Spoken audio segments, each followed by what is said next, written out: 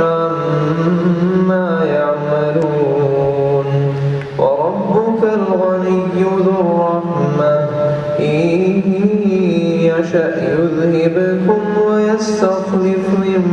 بعدكم ما يشاء كما أنشأكم من ذرية قوم آخرين إنما توعدون لآت وما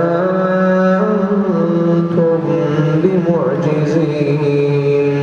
قل يا قوم اعملوا على مكانتكم إني عامل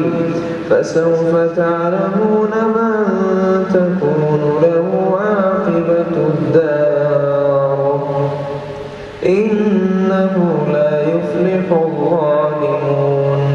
وجعلوا لله مما ذرأ من الحرث والأنعام نصيبا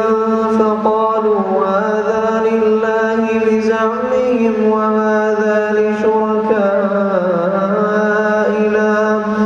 فما كان لشركائهم فلا يصل إلى الله وما كان لله فهو